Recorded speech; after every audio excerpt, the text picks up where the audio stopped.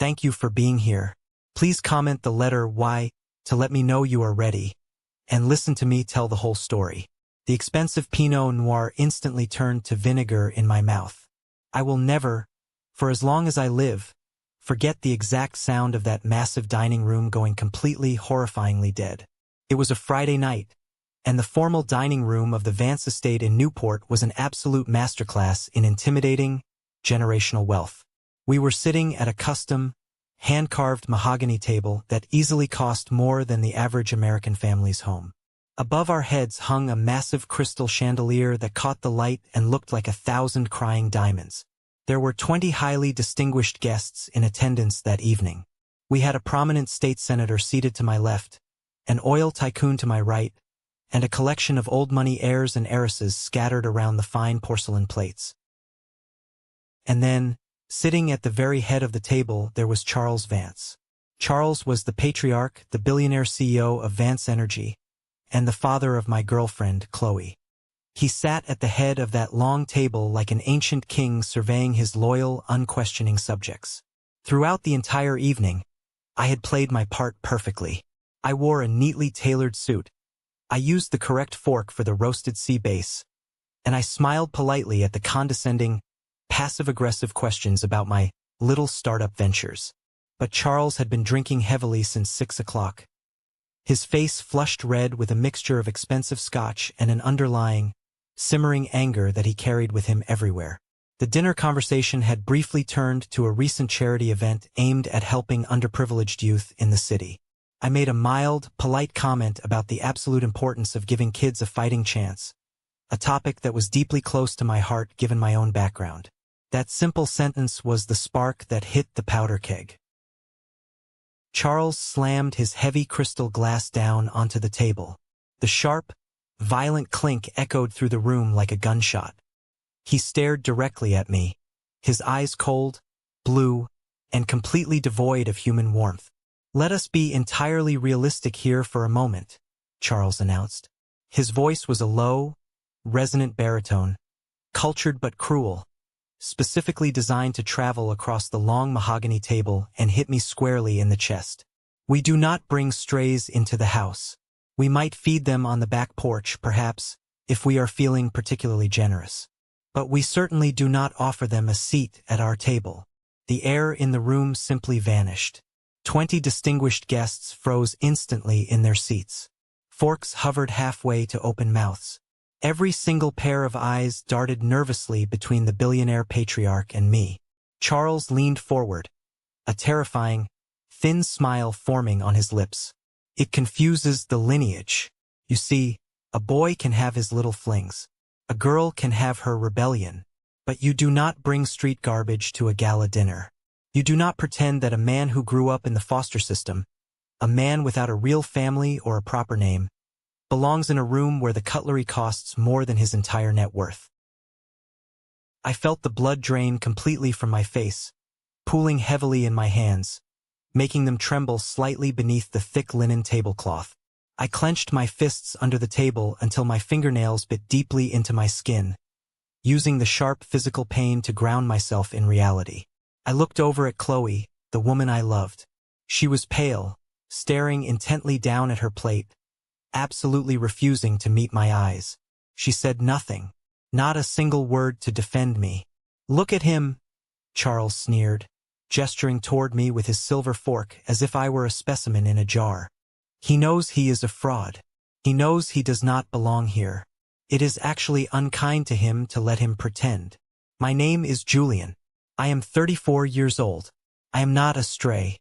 I am the founder and majority shareholder of Nexus Dynamics, one of the most aggressive and successful green technology firms in Silicon Valley. But tonight, in this Newport mansion, I was just the nameless, faceless boyfriend being publicly executed for the crime of being born poor." I did not yell. I did not throw my drink in his face. I carefully unhooked my napkin from my lap. I placed it on the table, smoothing out the white linen with deliberate, agonizing precision. The silence was so heavy it felt like physical pressure pushing against my eardrums. I stood up slowly, adjusting my suit jacket. I looked Charles directly in the eyes. I refused to let him see even a single ounce of fear. "Thank you for the meal, Charles," I said, my voice perfectly steady, betraying absolutely none of the hurricane raging inside my rib cage. "And thank you for the clarity. It is truly rare to meet a man so eager to show the entire world exactly how small he really is." The collective gasp that went around the table sucked the remaining oxygen out of the room. Charles blinked, his arrogant smirk faltering for a microsecond before hardening into pure, unadulterated rage. I did not wait for his reply. I turned and walked out of the dining room. I did not run. I walked with the slow, deliberate cadence of a man who had walked through fire before and knew damn well he would not burn. The cold, salty Atlantic breeze hit my face the exact moment I stepped out of the heavy oak doors of the mansion, bringing a harsh but deeply welcome relief to my burning skin.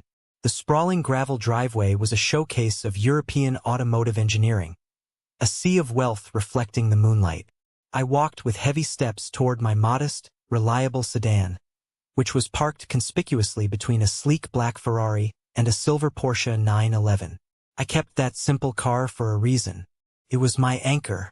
It was a daily reminder of exactly where I came from and how hard I had worked to get here. I pulled my keys from my pocket and was just reaching for my door handle when I heard the frantic, desperate crunch of high heels running on gravel behind me. "Julian, wait. Please wait." It was Chloe. She was running toward me in the dim light, her expensive, custom-fitted silk dress catching the ocean wind, making her look breathless and panicked. I stopped, resting my hand on the cold metal roof of my car, and slowly turned to face her. "Julian, please," she panted, finally reaching me and throwing her hand out to grab my arm. Her eyes were wide, filled with a mixture of fear and embarrassment. "I am so incredibly sorry. I did not know. I swear to you on my life. I had absolutely no idea he was going to be that vicious tonight." I looked down at her delicate hand resting on my jacket sleeve, and then I looked up at her face. I had loved this woman deeply. I had spent the last 2 years of my life trying to bridge the massive, invisible gap between our two entirely different worlds. I had tried so hard to show her that character, integrity, and how you treat the waiter mattered so much more than trust funds and zip codes. But looking at her right now, shivering slightly in the cool night air, all I saw was weakness. "He called me street garbage, Chloe," I said. My voice was low, devoid of shouting, but dangerously calm. "He humiliated me in front of 20 of the most powerful people in this state. He stripped me down to nothing, and you just sat there. You looked at your expensive plate of food. He is drunk, Julian," she pleaded, thick tears welling up in her eyes and spilling over her cheeks. "He is under a massive amount of stress right now. You know Vance Energy is struggling. The new corporate merger is taking a horrible toll on him. Just, please nan nin mot chut. Be the bigger person. I will talk to him tomorrow when he is sober. I will make him apologize to you. Just come back inside with me, please. Do not make a scene and ruin the night." A bitter, dry laugh forcefully escaped my lips. I couldn't believe what I was hearing. "Do not make a scene? Your father just tried to publicly strip me of my human dignity. He called me a stray dog, and you are worried about making a scene at a dinner party." I pulled my arm gently but firmly away from her grip. "You cannot fix a rot that deep, Chloe. You just can't. He did not just insult me tonight. He showed me exactly what he thinks of me. But more importantly, in that silence at the table, you showed me exactly who you are." "What is that supposed to mean?" she cried out, taking a stunned step backward as if I had physically pushed her. "It means you think he is right," I said softly, the devastating realization settling heavily and permanently in my chest. "Deep down in your core, you agree with him. You think you are slumming it by dating me. You think I should be endlessly grateful to endure his abuse just for the sheer privilege of standing next to you in photos. That is not true. I love you," she sobbed, her voice echoing slightly in the empty driveway. "If you truly respected me, Chloe, if you truly loved me as an equal, you would have flipped that dining table the second he opened his mouth. You would have walked out with me? I replied, opening my car door and getting inside. I am going home. Do not follow me. Julian, please don't do this. Do not let him win. Do not let him break us apart. She yelled over the sound of my engine starting. I rolled down the window and looked past her, staring at the massive stone fortress of a mansion looming in the dark background. It was a monument to ego, inherited wealth, and cruelty. He cannot break what he does not own, I said, looking her in the eyes one last time. Go back inside, Chloe. Your father expects you to finish your dessert. I rolled the window up, put the car in drive, and pulled away. The tires kicked up a spray of white gravel. I watched Chloe shrink in my rearview mirror until she was completely swallowed by the shadows of the massive estate, leaving me alone with the road ahead. Driving alone down the winding curves of the Pacific Coast Highway, the absolute pitch-black darkness of the ocean perfectly mirrored my mood. The adrenaline crash from the confrontation finally hit my system like a physical blow. My hands were gripping the leather steering wheel so tightly that my knuckles had turned completely white, and my jaw ached from clenching my teeth. The rhythmic sound of the tires on the asphalt acted like a metronome, dragging my mind backward, forcing me to replay the painful highlight reel of my life that Charles Vance found so incredibly disgusting. I remembered the distinct, suffocating smell of industrial bleach and boiled cabbage in the state-run group homes. I remembered the heavy, crushing feeling in the pit of my stomach as a 7-year-old boy, sitting on a worn-out mattress, finally realizing that nobody was coming to save me. I had to save myself. I remembered working grueling double shifts waiting tables at a greasy diner, dealing with rude, entitled customers who snapped their fingers at me, just so I could scrape together enough cash to afford my community college textbooks. Every dollar I had ever made was soaked in my own sweat. The Vance family had never explicitly asked me about my financial portfolio. They saw my practical, off-the-rack suits. They heard through the grapevine that I didn't have parents or a family home to visit on Thanksgiving, and they immediately made their ironclad assumptions. I vividly remembered the very first time I met Victoria, Chloe's mother. We were at a country club luncheon. She had looked me up and down with eyes that looked like shattered pieces of ice. Her fake, polite smile never quite reached her cheeks. During our brief conversation, she had casually, strategically mentioned a wealthy friend's recent, messy divorce. She specifically leaned in and highlighted how money always ruins relationships when one party brings absolutely nothing to the table. Don't you agree, Julian? It wasn't a question. It was a calculated, venomous warning shot fired directly across my bow. Then there was Wyatt, Chloe's older brother. Wyatt was the supposed golden child, the chosen heir to the Vance corporate empire. Wyatt was a walking, breathing testament to the dangers of unearned confidence and a massive inheritance. He had never worked a hard day in his life. I remembered a specific incident at a charity mixer a year ago. Wyatt, drunk and stumbling, had carelessly spilled a full glass of red wine all over my only decent suit jacket. Instead of apologizing, he just laughed a booming, obnoxious laugh, pulled out his money clip and said, "Do not worry about it, Julian. Here, I will write you a check for $50. You can go to the discount store and buy 3 more of those cheap rags." I had swallowed my pride that night. I had swallowed my pride every single time they threw a subtle insult my way. Not because I was weak, not because I was intimidated by their money, but because I was playing a much, much larger game.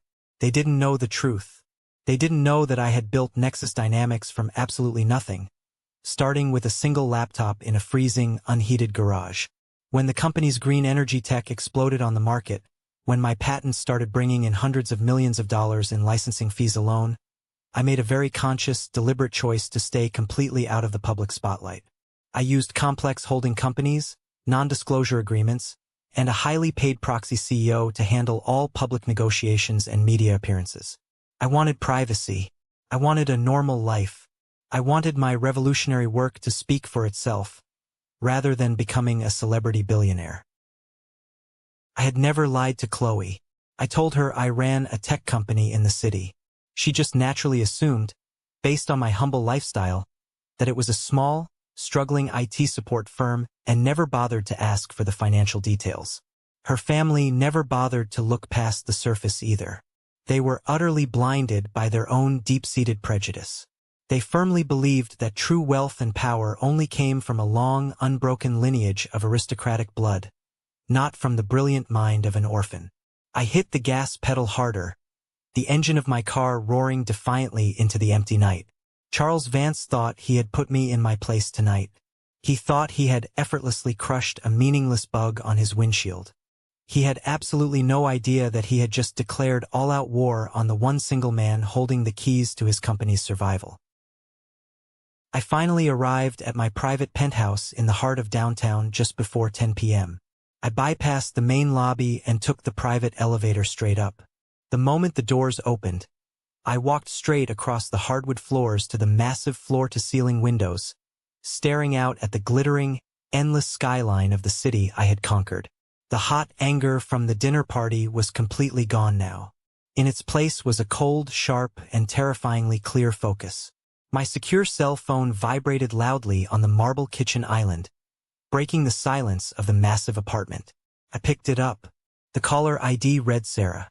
Sarah was my executive assistant, my chief of staff, and without a doubt, the sharpest, most ruthless operational mind I had ever encountered in the business world.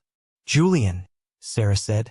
Her voice was tight, clipped, and strictly professional the exact moment I answered the call.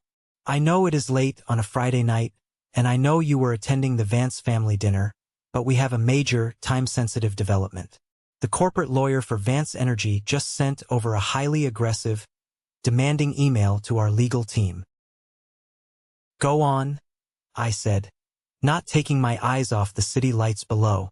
"They are demanding we move the official signing of the corporate merger up to Monday morning at 9 a.m. sharp," Sarah explained rapidly. "Julian, they are bleeding cash at an unprecedented rate. Their stock is teetering right on the edge of a total collapse. If they don't get the Nexus acquisition capital injected into their accounts immediately, they are going to miss their massive debt obligations to the banks by Tuesday. They are desperate." I stood perfectly still, looking at my faint reflection in the dark, cold glass. Vance Energy was a dying dinosaur. They were an old, bloated fossil fuel company that had failed to innovate for 2 decades. Now, they were desperately trying to pivot into the green tech sector to save themselves from total bankruptcy. They needed Nexus Dynamics to survive. They needed my patented technology. They needed my massive cash reserves. Charles Vance knew Nexus was the ultimate target. He knew our financials inside and out. For the past 6 months, he had been begging and pleading with my proxy CEO to finalize this deal. What Charles Vance did not know, what he could never have fathomed in his arrogant mind, was that the street garbage he had just humiliated in front of his billionaire friends was the majority shareholder and the ultimate, unquestionable decision-maker of the very company he was praying to for salvation. "Sarah," I said, my voice dropping an octave, steady as stone. "Yes, Julian. What is the play? Kill it. Kill the entire deal." There was a brief, stunned pause on the encrypted line. Even Sarah, who was used to my aggressive business tactics, was caught off guard. "I am sorry. The connection must have broken up for a second. Julian, did you just say kill the merger? The deal is currently valued at $4 billion. The contractual termination fee alone is going to cost us." "I do not care about the termination fee," I interrupted, my tone slicing through the air, leaving absolutely no room for debate or hesitation. "Write the penalty check straight out of the operational fund tonight. Terminate the letter of intent. Pull our financing commitments immediately. Notify the SEC that Nexus Dynamics is withdrawing from all negotiations effective as of this exact minute." "Julian, you need to understand the fallout here," Sarah warned, her fingers already flying across her keyboard in the background. "This will absolutely destroy them. If we pull our backing out right now without warning, the open market will slaughter their stock on Monday morning. They have no backup plan. They have no other financial lifeline." "That is exactly the point, Sarah. I want you to draft the official termination notice right now." "Understood," she said, shifting instantly into execution mode. "What reason should our legal team cite for the sudden withdrawal?"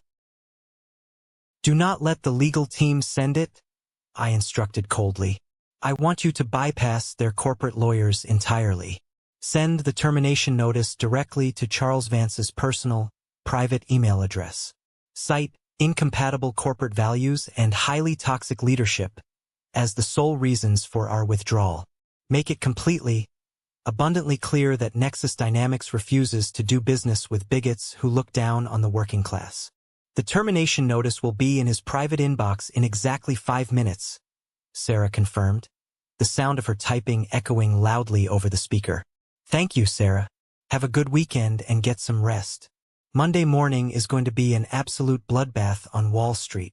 I hung up the phone and tossed it casually onto the plush leather sofa. I walked over to the corner bar, poured myself a simple glass of ice water, and drank it down, feeling the coldness hit my stomach. The heavy iron guillotine had been released. Now all I had to do was sit back and wait for the blade to fall. I woke up surprisingly early on Saturday morning, feeling more rested and clear-headed than I had in months. I walked into the kitchen, turned on the news, and made a pot of cheap, bitter drip coffee. A stubborn, grounding habit left over from my completely broke college days that I never quite shook, despite having a private chef on call. I stepped out onto the expansive terrace.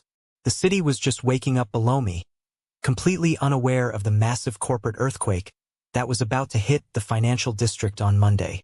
By 8 a.m., my personal cell phone started buzzing relentlessly on the table. I casually glanced at the screen. I had 7 missed calls and a dozen frantic text messages from Chloe. I ignored all of them. The official termination email had landed securely in Charles's inbox late last night, but the news had not been leaked to the public wire or the press yet. Right now, only the absolute highest levels of Vance Energy Management knew that they were suddenly standing on the edge of a terrifying cliff without a parachute. At precisely 8:30 a.m., my secure intercom buzzed. It was the head of security for my residential building. "Mr. Thorne," the guard said, sounding slightly flustered. "I sincerely apologize for the early interruption on a weekend, sir, but there is a woman down here in the main lobby demanding to see you immediately. A Mrs. Victoria Vance. She is being highly insistent and threatens to cause a scene if we don't let her up." I smiled to myself, taking a slow sip of my hot coffee. "It's fine, Marcus. Send her up." Exactly 5 minutes later, the private elevator doors slid silently open directly into my foyer. Victoria Vance stepped out. She was dressed impeccably in a tailored, cream-colored designer suit, clutching a rare Birkin bag that cost significantly more than my first 3 cars combined. Her posture was incredibly rigid, her chin held high, and her face was set in a tight, carefully practiced mask of polite disdain. She looked exactly like a woman who had spent her entire privileged life trying to control the uncontrollable with money. She walked briskly into my living room, her expensive heels clicking sharply on the hardwood. She looked around at the minimalist, modern decor with a barely concealed sneer of judgment. She obviously didn't know I owned the entire top-floor penthouse. She probably assumed I was renting a small, overpriced studio apartment. "Good morning, Victoria," I said casually, leaning comfortably against the marble kitchen counter, holding my coffee mug. "To what exactly do I owe this unexpected pleasure? Did Charles send you here to finish the speech he started last night?" She stopped a few feet away from me, clutching her expensive bag with white-knuckled hands. "Charles does not know I am here. And frankly, Julian, I do not have the time or the patience for your sarcastic attitude today. Our family is dealing with a catastrophic, highly sensitive business crisis this morning, and my husband is currently losing his mind." "Is that so?" I asked, feigning complete, innocent surprise. "I am sorry to hear that." "Yes, you are," she snapped. "And the absolute last thing this family needs right now is Chloe throwing a massive, emotional tantrum over a dramatic breakup with a man beneath her station." Victoria reached quickly into her designer bag and pulled out a crisp, heavy white envelope. She tossed it disrespectfully onto the marble counter between us. It landed with a soft, incredibly insulting slap. "There is a certified cashier's check inside that envelope for exactly $100,000, she said, her tone dripping with absolute, poisonous condescension. "I want you to take it. I want you to pack your cheap things, leave the state and block Chloe's phone number. Disappear from our lives permanently." I looked down at the white envelope, and then slowly looked back up at her perfectly manicured face. "Let me get this straight. You came to my home, at 8 in the morning, to bribe me to leave your daughter." "Oh, let us drop the tiresome act, Julian," she sighed heavily, waving her hand dismissively in the air. "We both know exactly how the world works. We both know you were only dating her for the financial access and the lifestyle. People of your lower class always are. I stayed through 30 years of a miserable, loveless marriage just to protect my share of the inheritance and build this family's legacy. I refuse to let a nobody from the streets drag my daughter into the mud. Take the money, Julian. It is a generous salary. It is more cash than you will ever earn in a decade of serving tables or whatever pathetic job it is you do."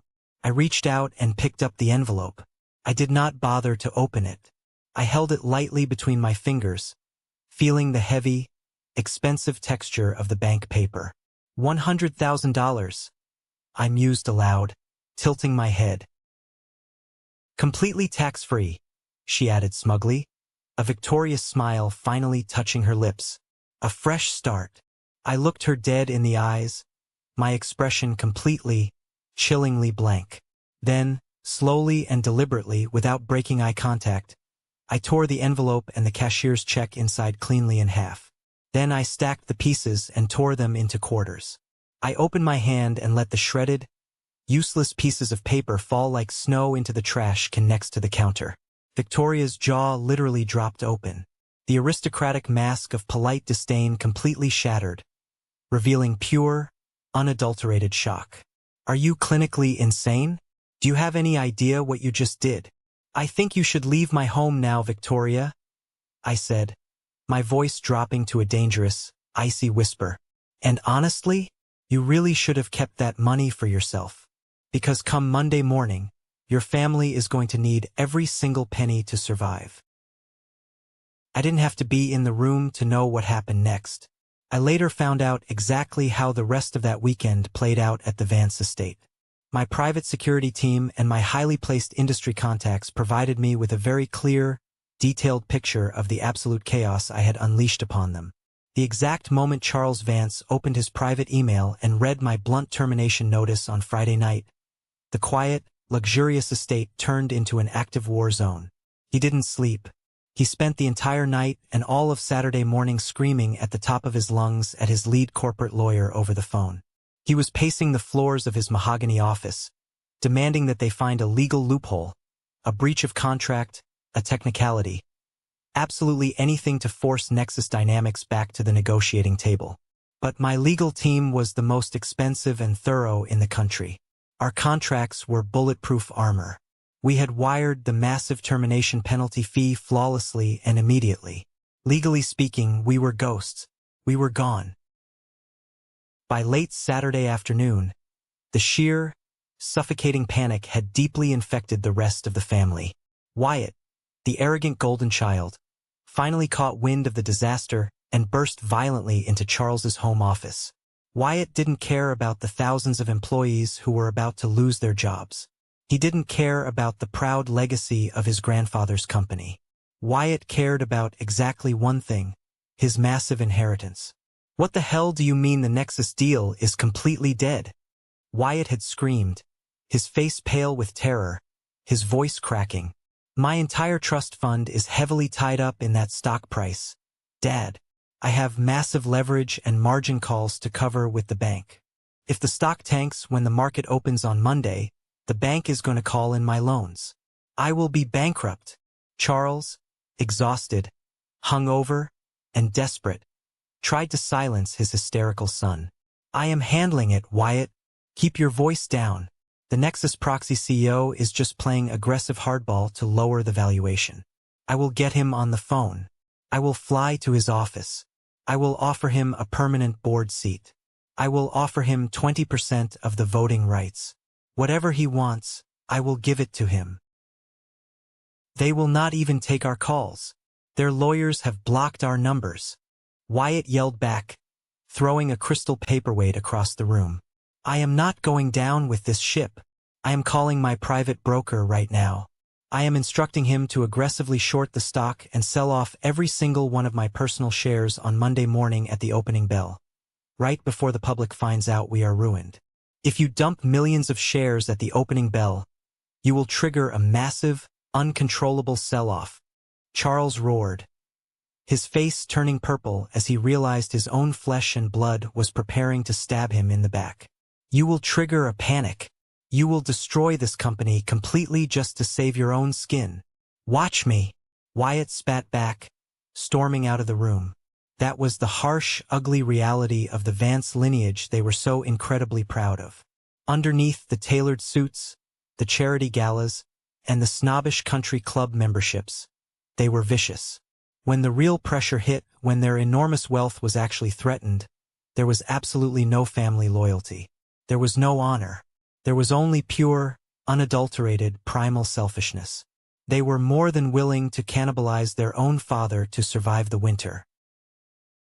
While they were viciously tearing each other apart in their massive Newport mansion, screaming over lawyers and trust funds, I spent my entire Sunday in total, undisturbed silence. I didn't open a bottle of champagne. I didn't celebrate or gloat to my friends. I sat alone in my dark home office, staring intently at the glowing blue light of 3 large monitors, preparing for the final lethal strike. The corporate business world is inherently ruthless, and I am no saint. I knew full well that pulling the merger would devastate Charles Vance financially, but it would also deeply hurt the thousands of innocent, hardworking people currently employed at Vance Energy. I needed to know exactly what kind of collateral damage I was causing. I needed to look at the numbers before I burned the entire structure to the ground. Late Sunday night, while the city outside my window slept, I logged securely into a highly encrypted, private server. Over the past 6 months of intense due diligence for the corporate merger, Nexus Dynamics had legally demanded and received total access to Vance Energy's deepest, most confidential financial records. Charles had desperately tried to hide the ugly, bleeding parts of his balance sheet in complex offshore accounts, but my team of forensic accountants were the most relentless bloodhounds in the world. I sat back in my ergonomic chair and spent hours manually combing through the raw data, and what I found hidden in the spreadsheets completely changed the game. It turned my personal, quiet vendetta into a righteous, fiery crusade. Charles Vance was not just a spectacularly incompetent businessman. He was a desperate criminal. According to the hidden ledgers, he had been actively covering up massive, catastrophic financial losses in his core fossil fuel divisions for over 5 years. To keep the company's stock price artificially inflated on Wall Street, and to aggressively maintain his own billionaire, jet-setting lifestyle, he had been illegally borrowing massive sums of money directly from the employee pension funds. He was systematically stealing the deferred salary of the working class. He was quietly raiding the secure retirement accounts of men and women who had spent 30 years breaking their backs on oil rigs and in refineries for him. He was effectively stealing the college fund of his employees' children to pay for his wife's Birkin bags and his son's Ferrari. If Vance Energy went totally bankrupt on Monday, which it absolutely mathematically would without my immediate cash injection, those thousands of innocent people would lose everything. Their lifelong pensions would simply evaporate into thin air, leaving them completely destitute in their twilight years. I leaned back heavily in my chair, the cold blue light of the monitors reflecting sharply in my eyes. The sheer hypocrisy of it made my blood boil. Charles had looked down his nose at me and called me street garbage. He despised the working class. He viewed his own loyal employees the exact same way he viewed me, as disposable, nameless tools designed only to serve his greatness and pad his wallet. At that exact moment, sitting in the dark, the mission drastically changed. This was no longer just about a rich, arrogant man insulting me at a fancy dinner party. This was about saving thousands of innocent livelihoods from a toxic tyrant who genuinely believed his wealthy bloodline made him completely above the law. I wasn't just going to break Charles Vance's pride anymore. I was going to surgically remove him from the company by force and take the wheel myself. I opened a new, blank document on my screen. I began drafting a highly aggressive, hostile takeover strategy. It was brutal, it was legally flawless, and it left Charles Vance with absolutely zero way out. I worked through the night, fueled by black coffee and a cold, driving sense of justice. By the time the sun started to rise over the city on Monday morning, the trap was fully set. I was ready. Monday morning arrived like a violent thunderstorm. At exactly 9:30 a.m. Eastern Time, the opening bell of the stock market rang. The terrifying news that Nexus Dynamics had abruptly, without warning, pulled out of the Vance Energy acquisition hit the financial newswire like a nuclear bombshell. The market reaction was instantaneous, merciless, and incredibly violent. Vance Energy stock plummeted an astonishing 20% in the first 10 minutes of active trading. By 10 a.m., the massive panic sell-off, led by Wyatt Vance dumping his own shares, pushed the stock down 40%. Automated trading systems had to halt trading on the stock twice due to extreme, uncontrollable volatility. It was a complete financial bloodbath playing out live on national television. I was sitting calmly in my massive corner office at the Nexus Dynamics corporate headquarters, watching the red ticker run aggressively across the bottom of my wall-mounted television screen. My secure desk phone rang. It was Sarah. "Julian," she said, her voice carrying a rare, tight note of urgency. "I have a highly sensitive, unrecorded call holding on line 2. It is Elijah Thorne." I raised a single eyebrow. Elijah Thorne was the chief financial officer of Vance Energy. He was Charles's right-hand man, the guy who supposedly kept the books clean and managed the daily operations. "Put him through on the secure, encrypted line." There was a loud click, and then a heavy, utterly exhausted sigh echoed through the desk speaker. "Am I speaking directly to the CEO of Nexus Dynamics?" Elijah asked, his voice shaking slightly. "You are," I replied, keeping my voice intentionally disguised through a slight electronic filter we used for all external negotiations to protect my identity. "You have a lot of nerve calling me directly today, Elijah." "Please listen to me," Elijah said, sounding completely panicked. "I know Charles offended your team. I know he is incredibly arrogant and impossible to deal with. But if you pull out of this deal entirely today, this company dies by sunset. Thousands of good, hardworking people will lose their jobs and their homes. That sounds like a catastrophic failure of leadership on your end, Elijah." "Not mine," I replied coldly. "Listen to me," Elijah pleaded, dropping his voice to a frantic, hushed whisper, clearly terrified of being overheard. "I know about the massive pension fraud. I know Charles has been illegally siphoning the employee retirement accounts to cover the margin calls. I actively tried to stop him months ago, but he threatened to absolutely ruin my career. If this company goes under today, the SEC will investigate, and Charles is planning to frame me for the entire embezzlement scheme to save himself." I stayed completely silent, letting him sweat profusely on the other end of the line. He was a rat desperately abandoning a sinking ship, but right now he was an incredibly useful rat. "I have a secure, encrypted hard drive," Elijah finally confessed, his breathing heavy. "It contains every single deleted email, every hidden wire transfer, and every piece of hard proof you need to send Charles Vance to a federal prison for a decade. I will give it all to you. Just, please, buy the company, save the employees' pensions, and give me full legal immunity. I don't want a massive promotion. I just want to stay out of jail." A slow, cold smile crept onto my face. The absolute final piece of the puzzle had just dropped perfectly right into my lap. "Bring the drive directly to my office in exactly 1 hour, Elijah. If the data is solid, you have a deal." At exactly 10:45 a.m., the red security alert system heavily integrated into Sarah's desk flashed brightly. "Julian," she said swiftly over the office intercom, "we have a highly volatile situation down in the main lobby. Charles Vance is here in the building. He physically bypassed the lower security desk and is currently screaming at the front reception, demanding a face-to-face meeting with you immediately." I stood up slowly from my leather chair, adjusting the cuffs of my tailored shirt and straightening my tie. Let him up to the executive floor, Sarah. But under no circumstances do you bring him to my office. Understood. Where should I put him? Put him in conference room B. The glass one facing the east. The specific one where the morning sun glares directly into the room and makes it uncomfortably hot because the AC is currently being serviced? Sarah asked, a distinct hint of dark amusement in her professional voice. Exactly, I replied. Tell him the CEO is concluding a vital international call and will be with him shortly. Let him wait. I sat back down and watched the live security camera feed from my laptop screen.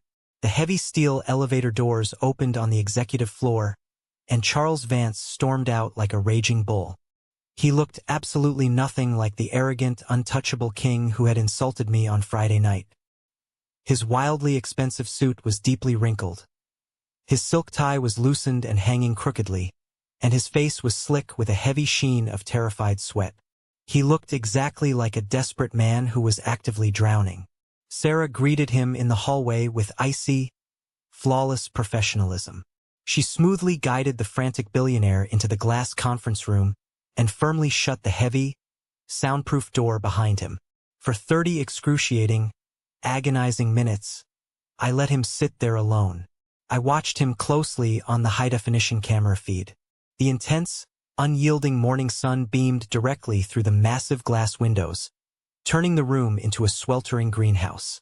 Charles paced back and forth across the carpet like a trapped, panicked animal. He checked his phone obsessively every few seconds, aggressively wiping his sweating forehead with a white silk handkerchief. Every 5 minutes, he would violently slam his fist down against the mahogany conference table in pure frustration. He was currently experiencing something he had probably never, ever felt in his entire privileged, sheltered life: total, devastating powerlessness. He was completely, utterly at the mercy of a faceless man he had never met, a man who held his entire family legacy firmly in the palm of his hand. I picked up the thick physical file folder containing the hostile takeover terms and the devastating financial data Elijah had just delivered. I took a deep, centering breath, letting the calm, absolute certainty of total victory settle over my shoulders. I walked out of my quiet office and headed slowly down the long, carpeted hallway toward conference room B. I reached out and grabbed the cold metal door handle. It was finally time to step inside and show Charles Vance exactly who the street garbage really was. I pushed the heavy metal door handle down, and the solid glass door of conference room B clicked open. The sound was incredibly quiet, but in that sweltering, sun-baked room, it might as well have been a gunshot. Charles Vance snapped his head toward the entrance. He was standing near the far window, his hands planted on his hips, his expensive suit jacket discarded on a nearby chair. Large patches of sweat stained his custom-tailored dress shirt. When he saw me standing in the doorway, his eyes widened in absolute shock, followed immediately by a surge of the familiar, arrogant rage I had seen at the dinner table on Friday night. He took a step forward, his face turning a deep, angry shade of purple. He actually thought I had followed him. He genuinely believed that a man from my background would be petty enough to stalk a billionaire to a corporate office just to settle a personal score. "What in the hell are you doing here?" Charles barked, his voice echoing loudly off the glass walls. "Did you follow me? Are you insane? Security. I am calling security right now. Get out of this room immediately. I do not have time for your pathetic teenage drama today. I am waiting for the CEO of this company, and when he gets here, I am going to make sure you are arrested for trespassing." I did not say a single word. I did not flinch. I calmly stepped fully into the room and let the heavy glass door click shut behind me. The soundproofing in the room was absolute. The chaotic noise of the corporate headquarters outside completely vanished, leaving only the sound of his heavy, panicked breathing. I walked slowly across the thick carpet. I completely ignored his shouting. I bypassed the standard guest chairs. Instead, I walked directly to the massive, high-backed leather chair at the very head of the mahogany table. It was the seat of absolute authority. I pulled it out, sat down, adjusted the cuffs of my suit, and deliberately crossed my legs. I placed the thick manila folder I was carrying squarely on the table in front of me. "Please, Charles," I said, my voice low, steady, and echoing with unquestionable authority. "Sit down." He froze. His hand, which had been reaching into his pocket for his phone to call security, stopped dead. He looked at me sitting comfortably in the executive chair. He looked at the empty chairs surrounding the massive table. He looked at the closed door. Then he looked back at me. I could actually see the gears turning in his head. The human brain is a fascinating thing. When confronted with an impossible reality, it tries to reject the information. Charles Vance was a man who had built his entire worldview on the absolute certainty that people like me belonged at the bottom, and people like him belonged at the top. The visual image of me sitting in the seat of power at Nexus Dynamics was completely breaking his mental architecture. "You," he started, his voice suddenly losing all of its booming confidence. He swallowed hard. "You work here? Is that it? You are an assistant? An associate? I told you to sit down, Charles," I repeated, my tone slightly colder this time. He didn't move. He took a hesitant, trembling step closer to the table. His eyes dropped to the lapel of my suit jacket. Pinned securely to the fabric was a small, understated silver badge. It was a custom security clearance pin. It was engraved with the Nexus Dynamics Helix logo, and right below it, in tiny, sharp letters, was the word CEO. The realization hit him slowly. It did not happen all at once. Crept up his neck like a painful, burning rash. His jaw went slack. The blood completely drained from his face, leaving him looking pale and sickly in the harsh morning sunlight. He looked at the silver pin. He looked at the thick manila folder resting under my hands. Then, he looked directly into the eyes of the man he had called street garbage. "No," Charles whispered, shaking his head slowly. He gripped the edge of the mahogany table to steady himself. "No, that is completely impossible. That is a joke. You are Chloe's boyfriend. You are nobody." "Am I?" I asked, leaning forward slightly, resting my elbows on the expensive wood. "You did your background check on me, didn't you, Charles? Before the dinner party. I know you did. You hired private investigators. You wanted to know exactly who was dating your daughter." He stared at me, his mouth opening and closing, unable to form a coherent sentence. "Your investigators saw exactly what you paid them to see," I continued, my voice slicing through the heavy air. "They saw the state-funded foster homes. They saw the public community college. They saw the years of grinding waitressing jobs and manual labor. And the moment you saw those things on the report, your aristocratic brain turned completely off. You stopped looking." I picked up the manila folder and tapped it gently on the table. "You were so incredibly busy looking down your nose at me that you forgot to look at where I actually went after I scrubbed those diner floors. You completely missed the 12 international technology patents filed under my name. You missed the initial public offering of this exact company. You completely missed the indisputable fact that the gutter trash you publicly humiliated on Friday night owns the very oxygen your company needs to survive today." Charles's knees finally gave out. He collapsed heavily into the chair opposite me. He looked instantly 10 years older. The billionaire patriarch, the terrifying king of Newport, looked small, deflated, and utterly broken. "Julian," he stammered, his voice trembling violently. He wiped the sweat from his eyes. "Mr. Thorne, please, there has been a massive, terrible misunderstanding." "Was it a misunderstanding when you looked me in the eyes and called me a stray dog?" I asked calmly, not raising my voice. "Was it a minor misunderstanding when you announced to a room full of politicians that I pollute your noble lineage?" "I was drunk," he pleaded, leaning across the table. His hands clasped together in a pathetic, begging gesture. "I was under incredible pressure. It was a private family dinner.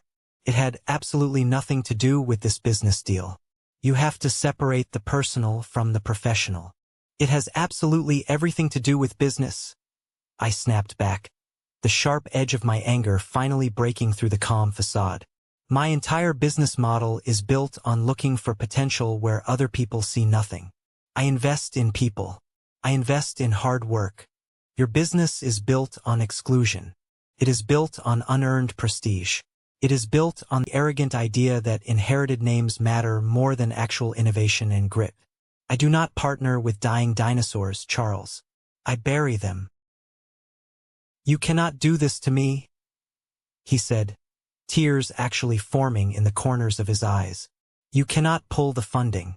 Without this merger, Vance Energy shares will hit zero by noon today. We will be completely insolvent by the end of the week. This is a corporate funeral. Think of the company's legacy. Think of the thousands of employees who depend on me. Think of Chloe. I am thinking of the employees, Charles, I said, opening the manila folder and pulling out the stack of financial documents Elijah had given me. That is exactly why I am doing this. I slid the top page across the mahogany table. It was a highly detailed, highly illegal internal ledger. It showed exactly how Charles had been moving millions of dollars out of the employee pension funds to cover his massive corporate debts. Charles looked down at the paper. His eyes widened in absolute, sheer terror. The last tiny shred of hope vanished from his face. He knew he was caught. You have been stealing their salary, I said, my voice laced with pure disgust. You have been raiding the retirement accounts of the working class to protect your billionaire lifestyle. You were risking their kids' college fund just to keep your private jet fueled. You are a criminal. He didn't speak. He just stared at the paper, his hands shaking violently. I am not going to let you destroy their lives, I stated firmly. Here is the new deal, Charles. Nexus Dynamics will acquire Vance Energy today. It will not be a merger of equals. It will be a hostile acquisition. We will buy your ruined company for exactly $1 per share to save it from total bankruptcy and secure the pension fund. $1? He gasped, looking up at me. That wipes out my entire equity. That leaves me with nothing. You already have nothing, I corrected him. But there is one final condition for this bailout. You will sign a letter of immediate resignation. No golden parachute. No massive severance package. No consulting fee. You will walk away from this company right now, completely empty-handed, and you will never, ever step foot in a Vance Energy building again. I built that company, he yelled, a brief, pathetic flash of his old arrogance returning. You cannot take my legacy from me. And last night you destroyed it, I replied coldly. You have exactly 10 minutes to decide. If you refuse to sign the transfer and resignation papers right now, I will hand this ledger over to the SEC and the federal prosecutor. You will spend the rest of your natural life in a federal prison cell. Choose. He looked at me. He looked at the damning evidence on the table. He was cornered. There were no lawyers to save him. There was no trust fund to buy his way out. For the very first time in his life, Charles Vance was forced to pay the actual price for his actions. The silence in conference room B was heavy and suffocating. I sat perfectly still, watching Charles wrestle with the total destruction of his ego. The clock on the wall ticked loudly, counting down the seconds of his reign. Exactly 10 minutes later, the door opened. Sarah stepped into the room, followed closely by two men. The first was David, the lead corporate lawyer for Vance Energy. He looked terrified, clutching his briefcase like a shield. The second man was Elijah Thorne, the chief financial officer who had handed me the final nail for Charles's coffin. Elijah looked exhausted but profoundly relieved. Behind them, standing just outside the doorway in the hall, was Gabriel, the massive, unsmiling head of security for Nexus Dynamics.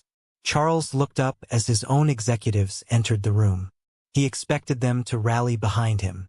He expected David to start throwing legal threats at me. Instead, David walked silently over to my side of the table and opened his briefcase. He pulled out a thick stack of finalized acquisition contracts and a single typed letter of resignation. David, Charles whispered, his voice cracking. What is this? You are my lawyer. Defend me. David looked down at his shoes, unable to meet his boss's eyes. I am sorry, Charles. As corporate counsel, my legal duty is to the survival of the corporate entity, not to you personally. The board of directors held an emergency vote over the phone 15 minutes ago. Given the catastrophic stock plunge and the irregularities in the pension fund accounting, they have unanimously voted to accept Mr. Thorne's acquisition offer.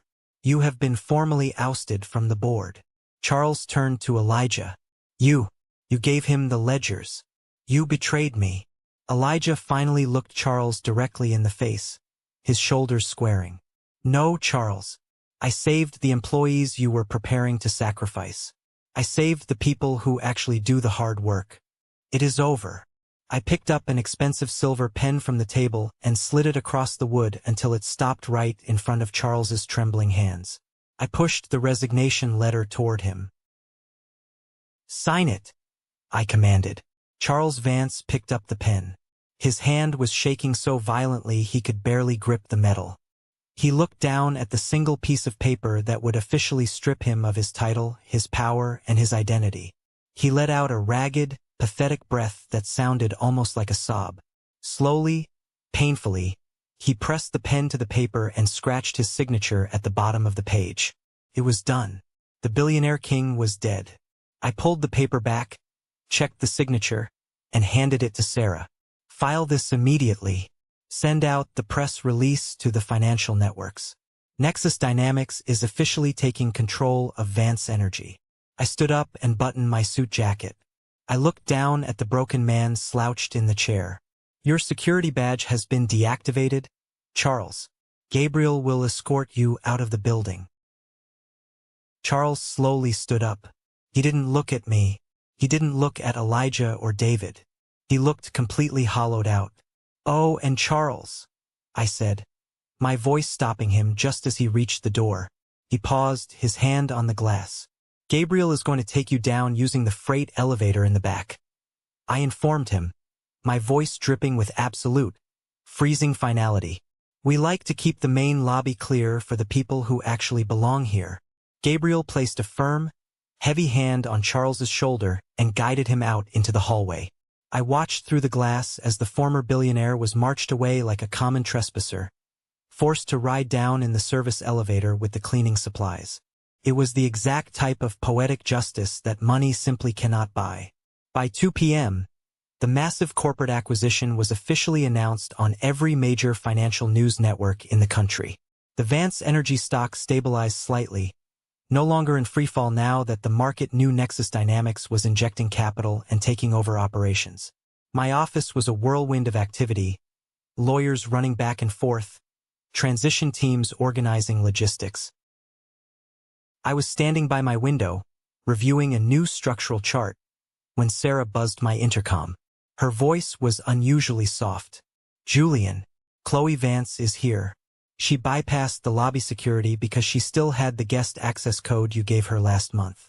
I can have security remove her immediately if you want. I paused, staring out at the city. Part of me wanted to send her away. Part of me was entirely done with the Vance family drama. But another part of me knew that I needed closure, and perhaps she did too. No, I said quietly. Let her in. The heavy wooden door to my private office opened. Chloe walked in. She looked completely different from the glamorous, polished heiress I had left standing in the gravel driveway on Friday night. She wasn't wearing custom silk or expensive jewelry. She was wearing simple jeans and an oversized sweater. Her hair was messy, and her eyes were red and swollen from hours of crying. She stood awkwardly near the door, hugging her arms tightly across her chest, looking around my massive executive office as if seeing me for the very first time. She finally understood the true scale of the man she had been dating. Julian, she started, her voice raspy and weak. Have a seat, Chloe, I offered gently, gesturing to the leather sofa. I wasn't going to be cruel to her. The war was over. She walked over and sat down on the absolute edge of the cushion. She looked at her hands. I know everything, she whispered, a single tear slipping down her cheek. I spent the morning talking to my mother's assistant, and then I cornered Wyatt before he fled the house.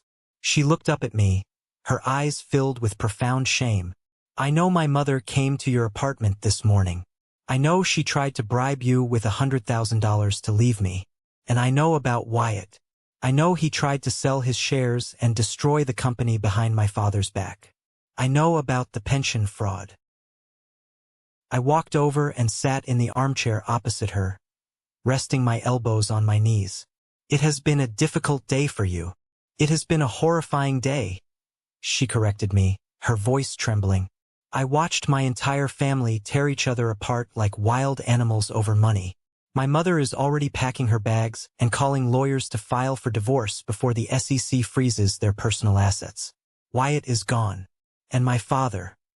My father is sitting in his dark office, staring at the wall. She took a deep, shuddering breath. I came here to apologize, Julian, not just for Friday night, but for everything. I was so incredibly blind. I grew up in this massive bubble of privilege, and I let their arrogance infect me.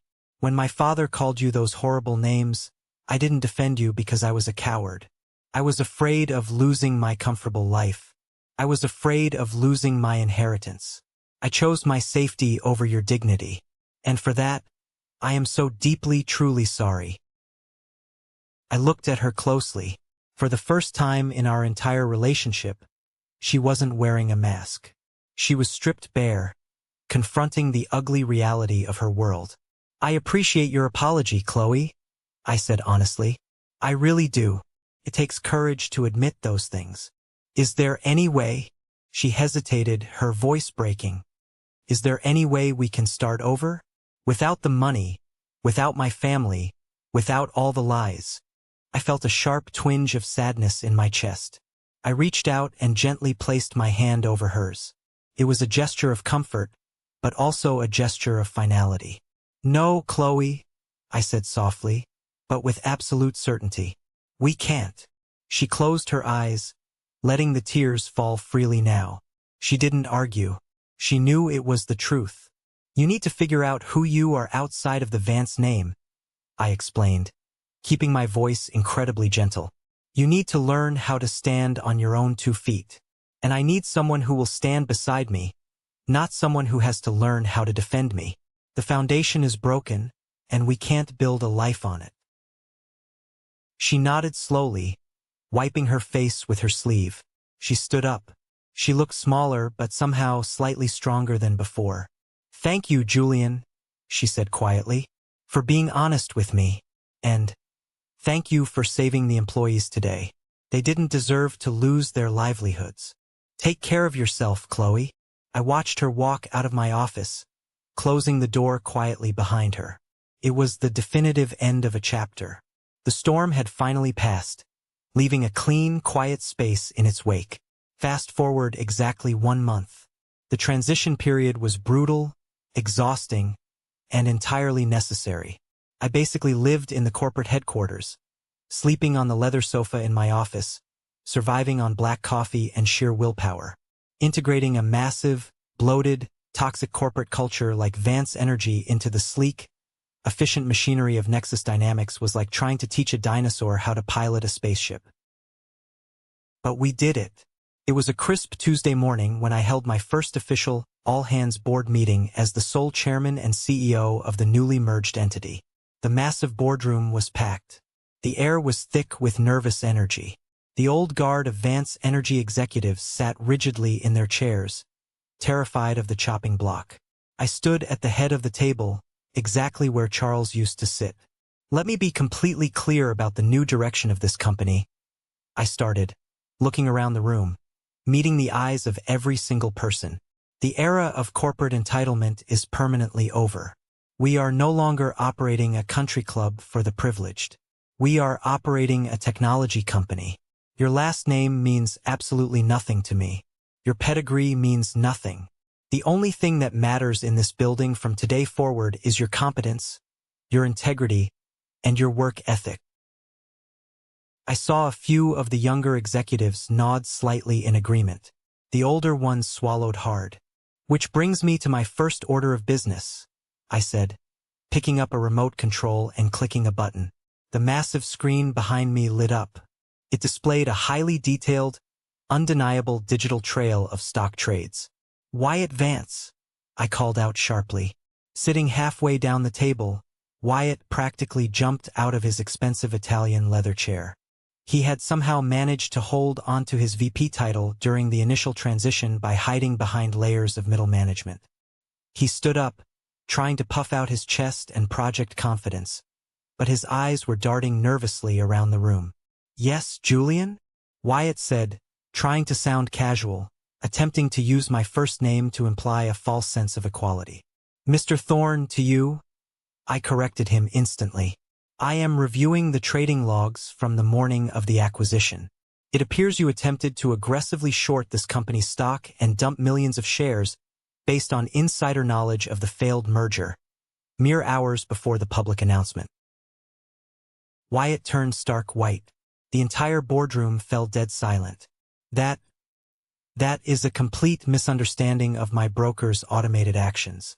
I have a team of corporate lawyers who will clearly explain. You don't need lawyers to explain this, Wyatt. You need lawyers to keep you out of a federal penitentiary. I interrupted, cutting him off completely. You tried to burn this company to the ground to save your own trust fund. You are fired. Effective immediately. For cause.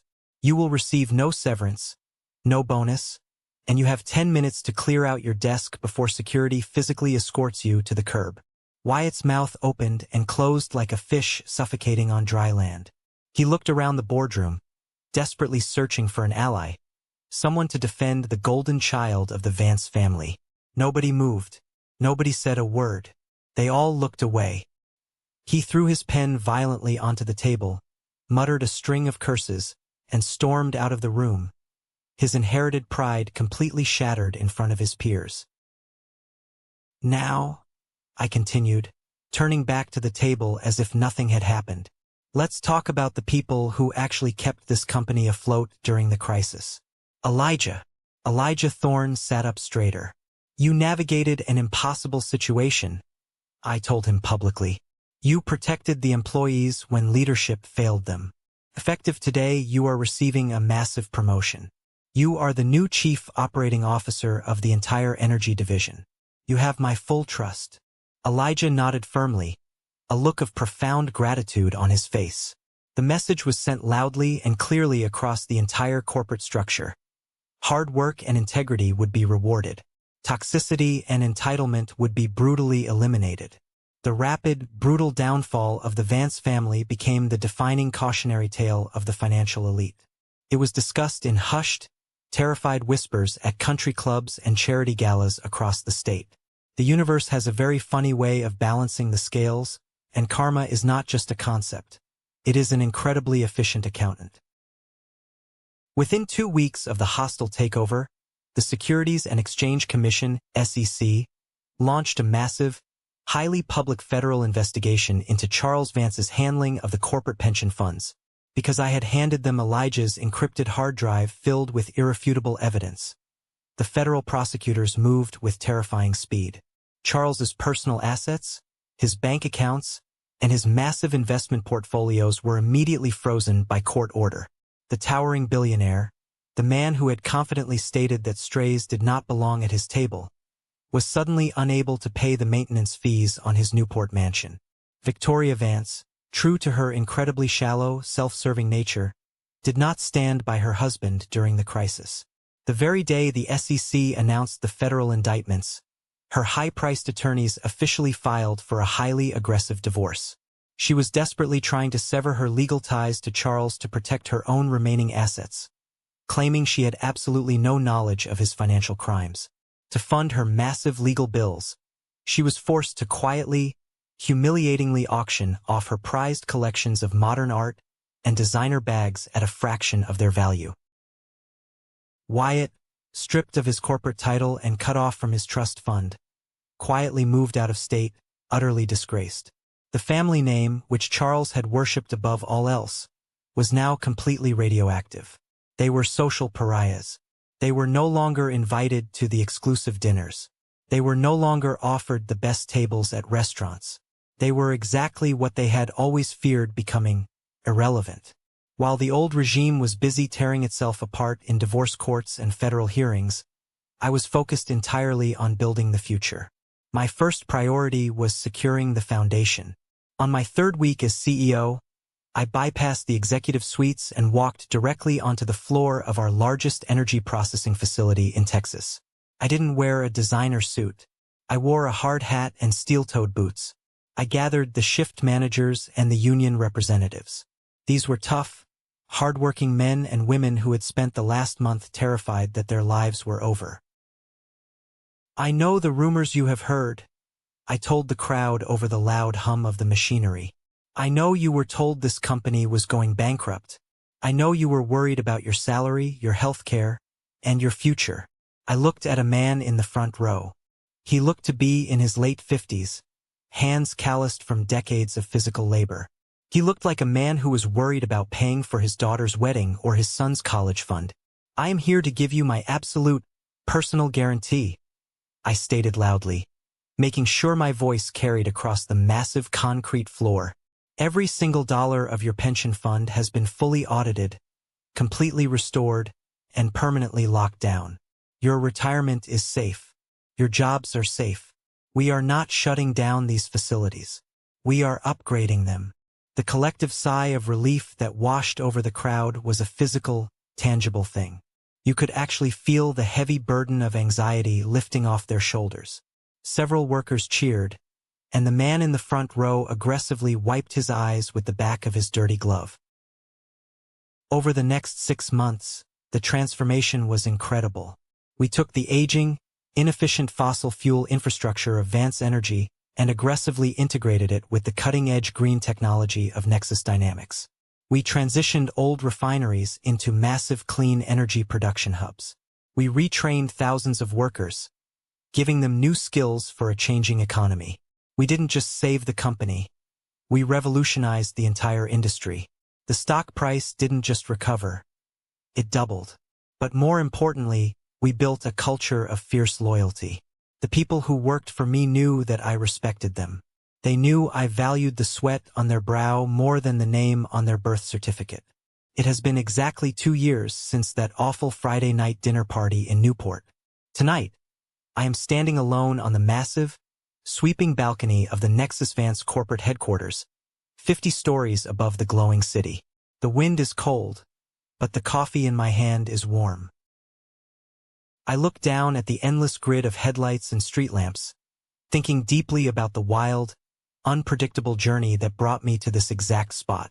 I think about the concept of being a stray. Charles Vance used that word as a weapon. He used it to make me feel small, isolated, and fundamentally unworthy of respect. But standing here today, looking over an empire built on hard work and resilience, I realize he was completely wrong about what that word actually means. Being a stray doesn't mean you are garbage. It means you survived. It means you were thrown out into the cold, unforgiving world without a safety net, without a trust fund, without a powerful family name to protect you, and you still figured out a way to build a fire. You still figured out how to fight, how to adapt, and how to conquer. The people who obsess over lineage and bloodlines are usually the people who have absolutely nothing else to offer the world. They rely entirely on the achievements of their dead ancestors because they lack the strength to achieve anything on their own. They build massive walls of arrogance to hide their deep, pathetic insecurities. Some people say that revenge is a dish best served cold. Have you ever found yourself in a similar situation? Have you ever had to stand up to someone who constantly looked down on you? I would genuinely love to read your experiences in the comments below. And finally, for those of you who are still here, listening to my voice at the very end of this video, I have a special request. You are part of what I call the 1% Club. Please go to the comments right now and type the letter W for winner. This is our secret code. It lets me know exactly who the amazing people are that stayed with me through the entire journey. You guys are the real winners. If you enjoyed this story, please hit that like button, and don't forget to follow the channel so we can share more incredible journeys together. Stay strong, keep fighting, and I will see you in the next one.